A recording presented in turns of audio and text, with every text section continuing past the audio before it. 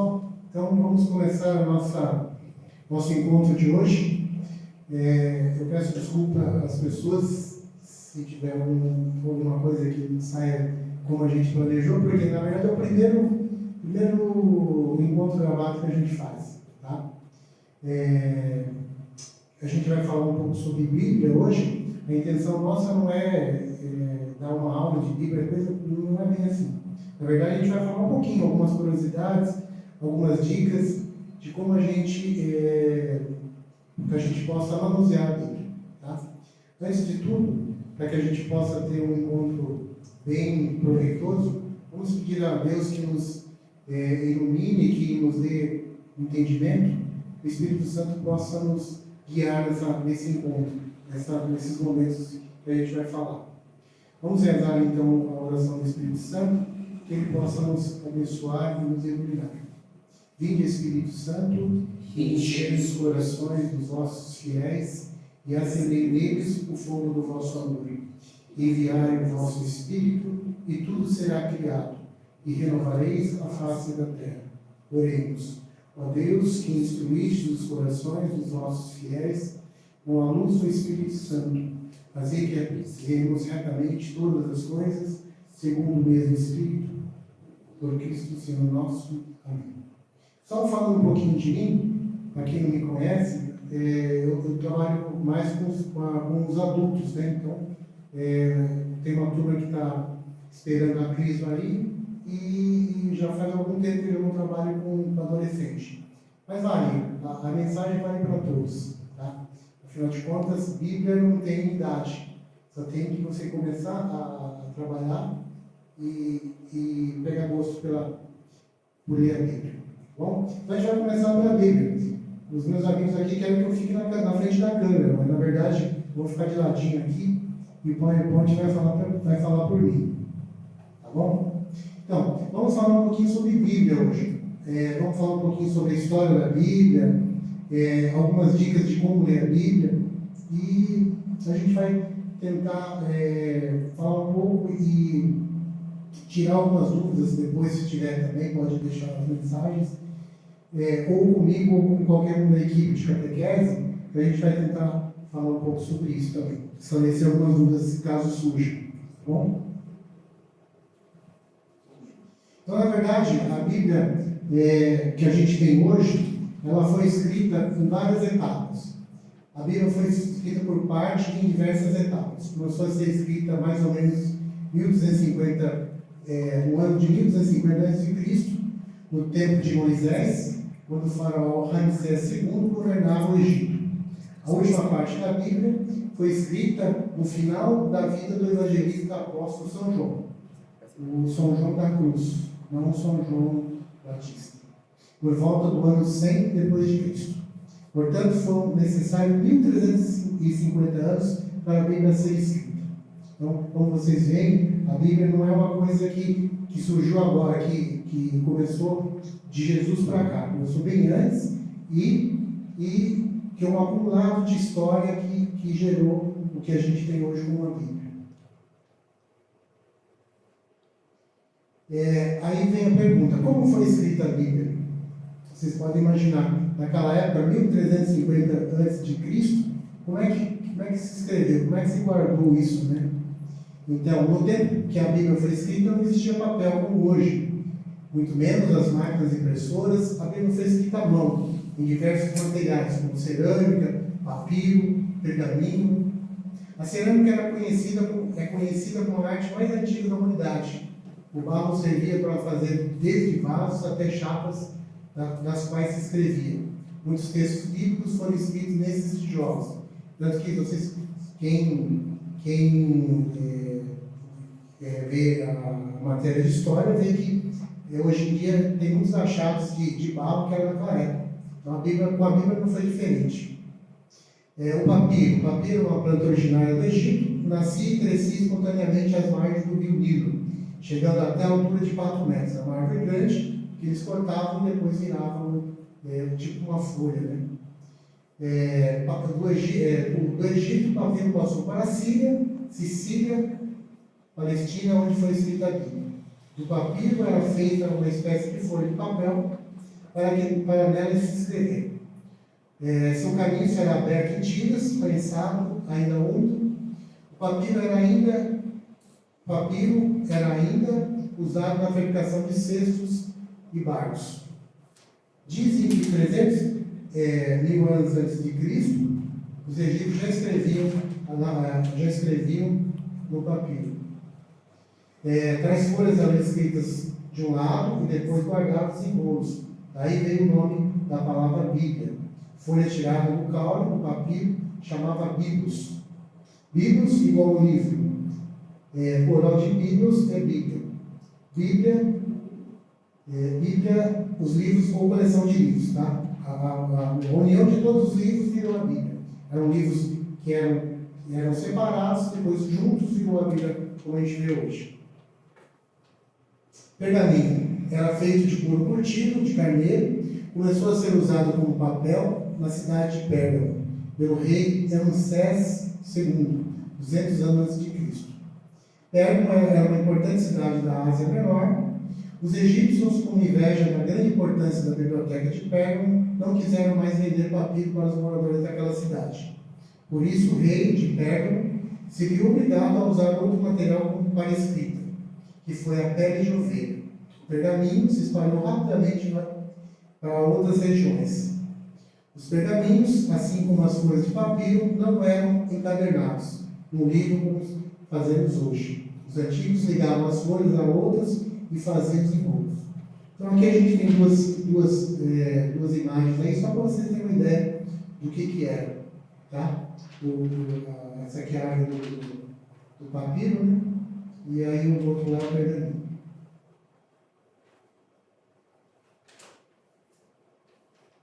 Como a Bíblia está dividida, em que língua foi escrita? Tá? Esse começo aqui, gente, é história. Então, não tem como falar da Bíblia se você não usar a história. Tá? Então, aqui é meio maçante, mas é história. A Bíblia divide-se em duas grandes partes: Antigo Testamento e Novo Testamento. O Antigo Testamento é formado por 46 livros, escritos antes de Cristo. Todo o Antigo Testamento foi escrito em hebraico ou aramaico, menos o livro da sabedoria e o segundo Macabeus, e trechos de Daniel e de Esther, que foram escritos em grego. Novo Testamento, formado por 27 livros, que contam a vida de Jesus e a formação da igreja. O Novo Testamento foi escrito em grego, menos o Evangelho de Mateus, que foi escrito em aramaico. Portanto, a Bíblia é formada por 73 livros, sendo 46 no Antigo Testamento e 27 no Novo Testamento. O hebraico era uma língua do povo hebreu, o povo de Deus. Era especialmente religiosa. O aramaico era uma língua usada no meio diplomático. No tempo de Jesus, já não se usava mais o hebraico, e sim o aramaico. A Bíblia, na verdade, é um livro, muitos livros num só livro. A Bíblia é um livro de volume único que reúne muitos assuntos diferentes. A cada um desses assuntos dá os nomes de livros. Por exemplo, há um trecho da Bíblia que fala da saída do povo de Deus do Egito, que é o livro do Êxodo, que significa saída. De onde é tirado o nome ou o título do livro? É tirado de diversos lugares e de vários modos. O assunto contido no livro, exemplo, o livro da sabedoria. Nome do autor do livro, primeira carta de São Pedro. Nome da comunidade a qual o livro foi escrito, carta aos Romanos.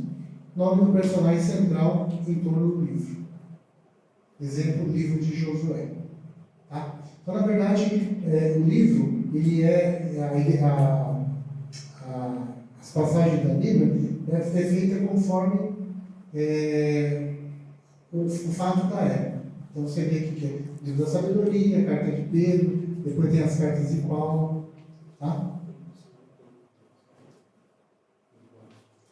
Bíblia, o livro inspirado por Deus.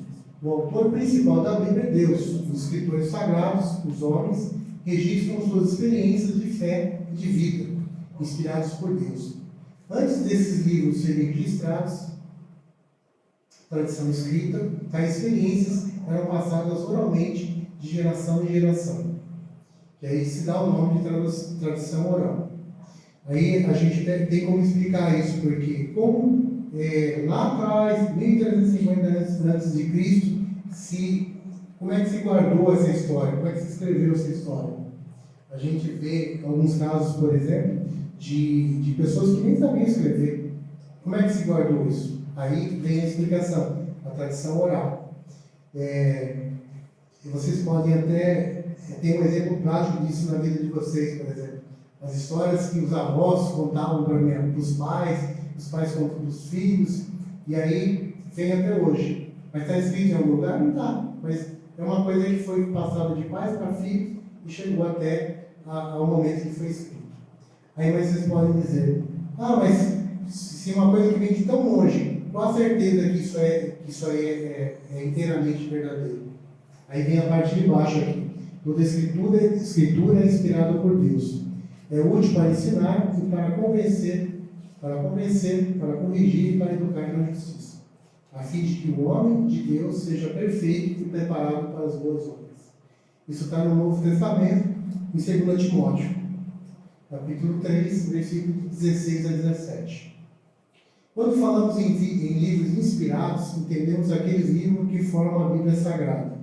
São 73 livros reconhecidos oficialmente pela Igreja como tais. São chamados livros canônicos. Essa inspiração para escrever os livros da Bíblia já foi encerrada no tempo dos apóstolos. Agora não se acrescenta nenhum livro mais. Aí a gente pode dizer, mas recentemente eu ouvi falar que acharam escritos num lugar lá no Egito, lá. Isso aí pode ser colocado na Bíblia? Não pode mais. Esse ciclo foi encerrado. Então, na verdade, isso aí pode ser até usado como história, pode ir para o museu, pode até contar de alguma forma, mas não pode ser acrescentado mais à Bíblia. A gente pode dizer, mas isso é mentira, isso é verdade? Não sei, é difícil saber. Pode ser até que seja verdade, pode ser uma coisa que aconteceu, mas já não está mais no contexto de entrar mais na Bíblia hoje. Livros apócrifos. São os livros não inspirados. Também não quer dizer que sejam falsos. São até piedosos e edificantes. Seus escritos estão misturados com lendas e muita imaginação. Não fazem parte dos livros canônicos. Eu, de propósito, não coloquei nenhum exemplo aí, por quê? Eu acho que a gente tem 73 livros na Bíblia. E a gente tem que começar a ler, a estudar o que a gente tem como oficial. Os que não são oficiais a gente pode até ver futuramente, mas é importante que a gente conheça primeiro o que a igreja tem como oficial. Tá? Então, na verdade, eu não entrei muito no assunto. Se alguém quiser depois pesquisar, vai achar muitos aí. Tá? Mas eu aconselho a focar no que a igreja tem como ensinamento para a gente, os livros canônicos. A palavra apócrifo significa escrito secreto, reservado, oculto, não lido publicamente. Formas literárias da Bíblia.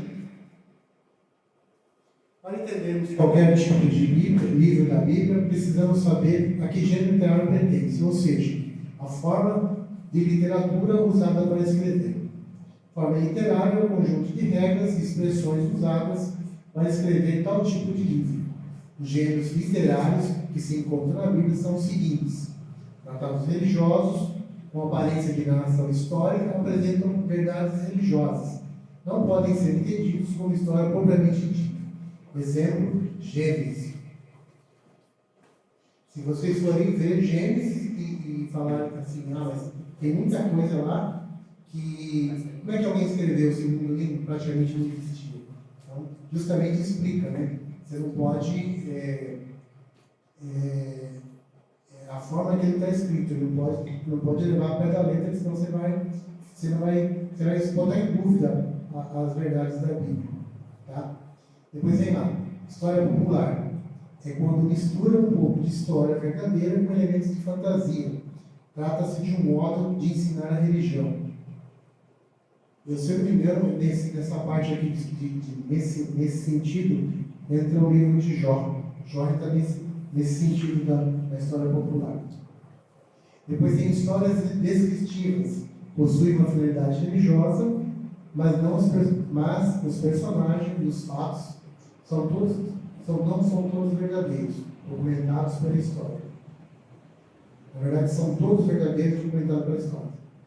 Gênero didático, são livros que trazem instruções religiosas ou morais, fazem recomendações e dão orientações de vida.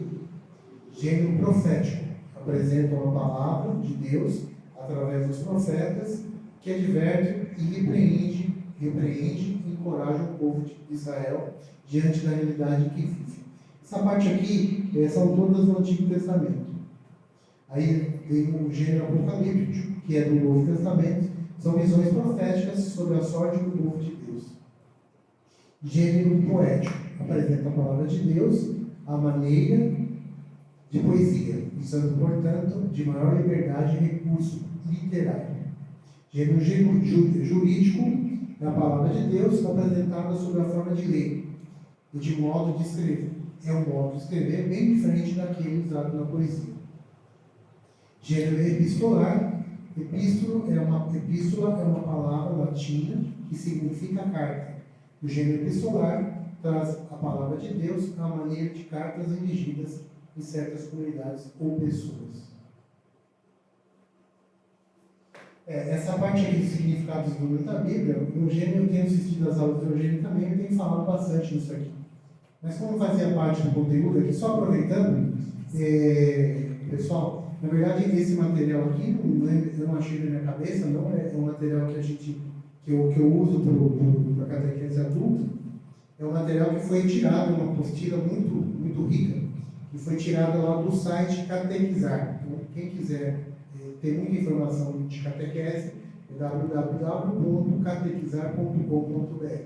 Tem muito material bom, inclusive esse foi tirado de lá.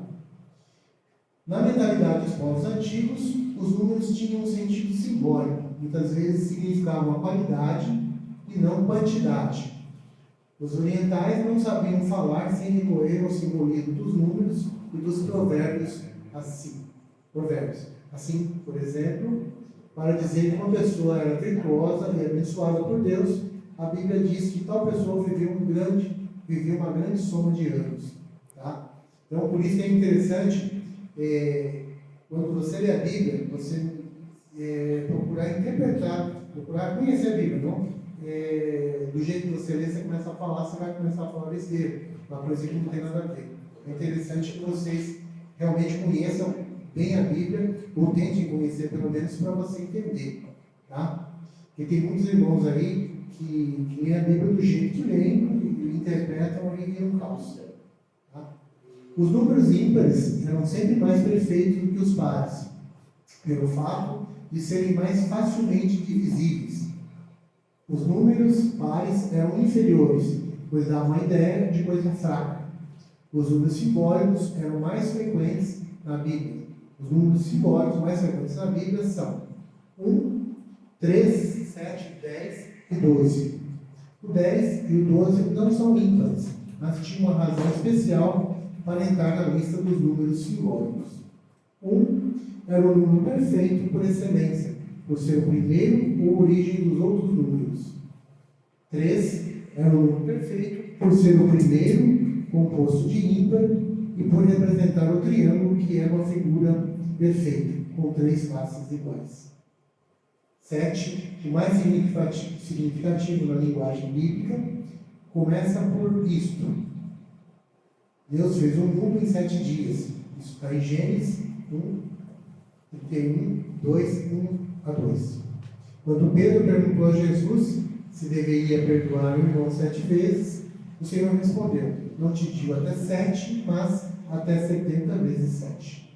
Isso está em Mateus 18 e 21, capítulos, versículo 21 e 22. O perdão deve ser completo, infinitamente.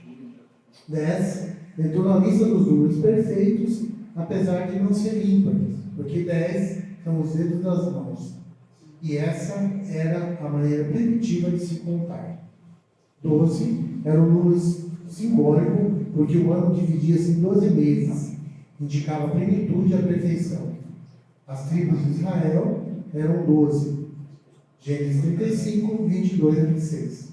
Os apóstolos eram 12. Mateus 10, de 1 a 5. O número dos eleitos era 144 mil, sendo 12 mil de cada uma das tribos de Israel.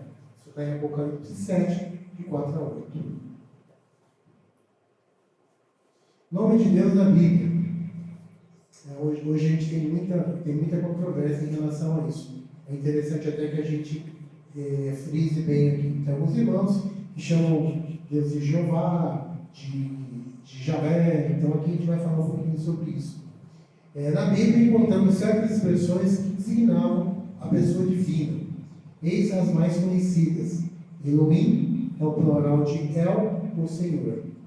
Adonai, que quer dizer meu Senhor e meu Deus. Elion significa a parte mais alta de um lugar. É usada para dizer o Deus Altíssimo. Sadai, palavra que significa o Todo-Poderoso. Javé, ou Javé, quer dizer eu sou aquele que sou. Jeová é uma tradução errada de Yavé. Os judeus tinham excesso de respeito com o nome de Deus. O segundo mandamento do Decálogo, dos 10 mandamentos, não permitia que se pronunciasse o nome de Deus em vão. Então, por medo de usar indevidamente o nome tão sagrado, os judeus passaram a escrever Javé, somente com as 4 consoantes, sem as vogais. Vocês viram que naquela época o respeito era tão grande que eles tinham medo de pronunciar o nome de Deus. Então, até aqui fala que eles usavam. Então ele ficou YHWH, que se você for tentar pronunciar isso, ele não tem pronúncia. Então, assim, o respeito era tão grande que Deus, o nome de Deus, o ser humano, o homem não era digno de pronunciar. Então, aí eles ficava uma frase sem pronúncia. Aí, como era difícil do povo falar o nome de Deus, aí mais tarde colocaram as vogais da palavra Adonai, e surgiu Ioá. Aí já fizeram a tradução de Jeová, tá? Em lugar de Yavé, que era Javé, que quer dizer Deus. Então, na verdade, isso aí vem até hoje. Você vê que algumas religiões usam o nome de Javé, né? Jeová, Javé. Como manusear a Bíblia? Agora é uma parte interessante. Tá? Uma dica que eu dou para vocês: quem não tem o costume de ler a Bíblia, não comece nem pelo primeiro e nem pelo fim. Porque se começar por Gênesis, é uma linguagem muito ilustrativa e você vai se perder ali. Ou muito menos pelo Apocalipse, porque também é uma linguagem que vocês vão acabar ficando meio doido. Então, melhor. Eu aconselho, quem não tem o costume de ler a Bíblia, quem quer começar a ler a Bíblia, isso serve para os pais e para os catequizandos também, comecem pelo Novo Testamento. As cartas, são as epístolas, né? São documentos fáceis de ler, que falam muito a nossa linguagem.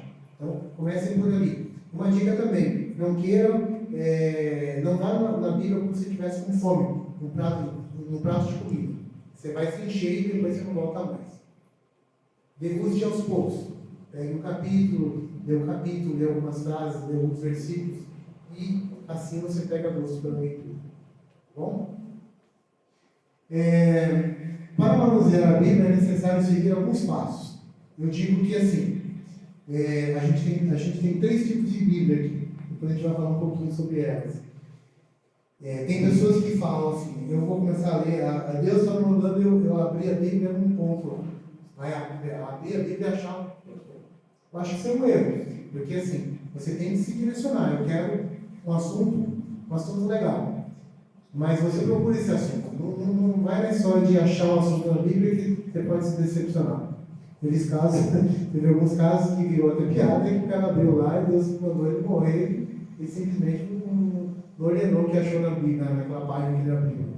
Tá? Então, quando vocês pegarem gosto, quiserem ler a Bíblia, acha um tema e siga por ele. Tá? O interessante é saber o nome e o título do livro, ver se o livro está no Antigo ou no Novo Testamento, tá?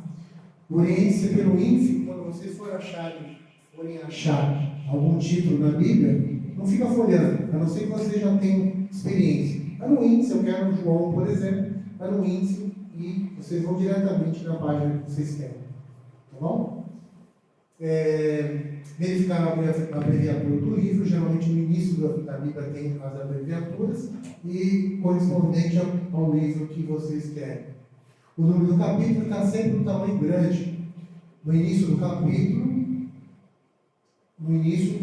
do livro. O número do versículo está sempre no tamanho menor, espalhado pelo meio do texto. Entre o número do capítulo e do versículo vai sempre uma vírgula. Mais para frente a gente vai ter um exemplo aí. Se o texto abranger vários versículos, então separe-se a sequência dos versículos por um traço. Às vezes encontramos um S ou dois S depois do versículo, quer dizer versículo seguinte ou versículos seguintes. Às vezes encontramos um A ou um B após o versículo, indicam se a primeira ou a segunda parte do versículo, se é a primeira ou a segunda parte do versículo. Isso acontece quando o versículo é formado por uma ou mais frases. Aí tem uma ilustração muito legal. Aqui seria o nome do livro, que seria João, o número do capítulo, que seria o capítulo 4, e o versículo, que seria do versículo 3 ao versículo 4. Por exemplo, se tivesse um ponto, seria o capítulo 3 e, por exemplo, o capítulo 5, por exemplo. Então, seriam capítulos diferentes. No caso aqui começa no 3 e termina no 4. Tá? Um exemplo bem fácil de vocês entenderem. Tem esse assunto aqui também, que a gente vai falar um pouquinho, que qual a diferença entre a Bíblia católica e a Bíblia protestante.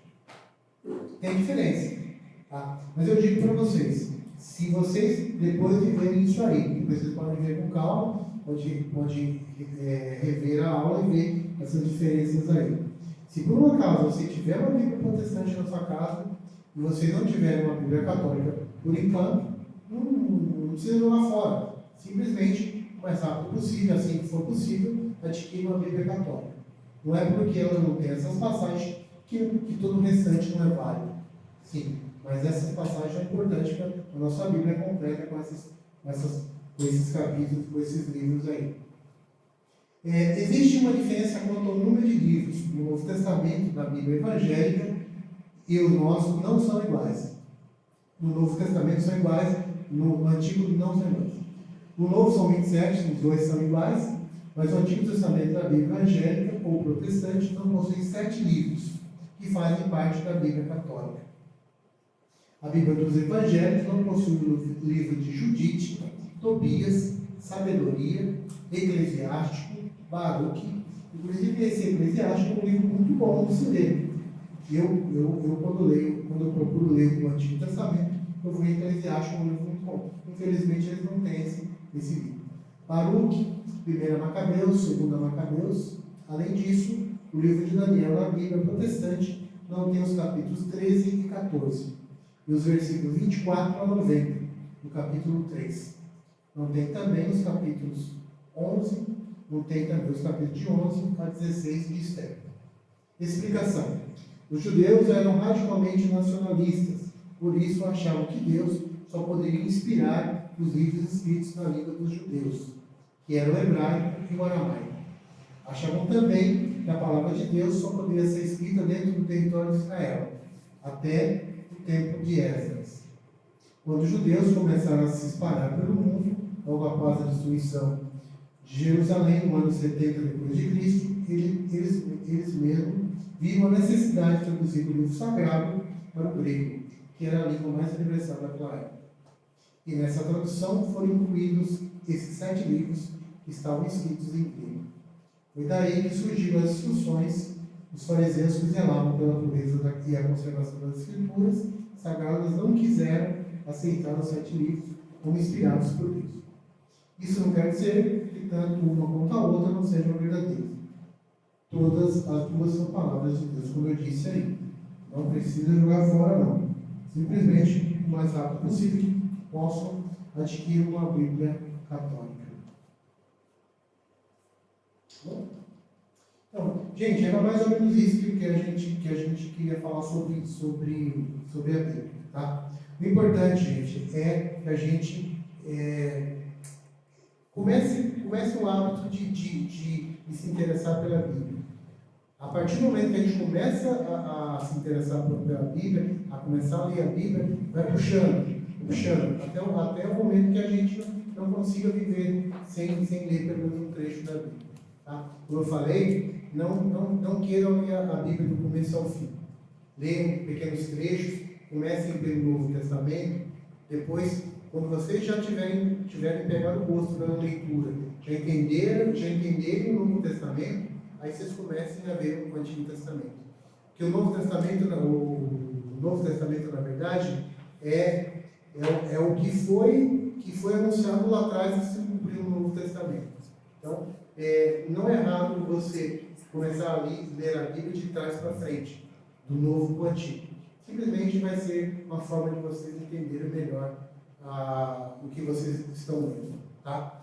Se precisarem de ajuda, a gente tem aqui, não está nessa sala, mas a gente tem um dicionário bíblico aqui, que vocês podem pesquisar aqui, vocês podem procurar os catequistas. Sei que a Bíblia tem muitas palavras difíceis, palavras que você não entende, mas a gente tem um dicionário bíblico aqui que é muito vasto, tem muita informação. Então, quem tiver a dúvida que tiver durante as aulas, com os professores, só trazer isso aí, o professor, com certeza, o catequista, com certeza, vai sanar essa dúvida de vocês. Tá?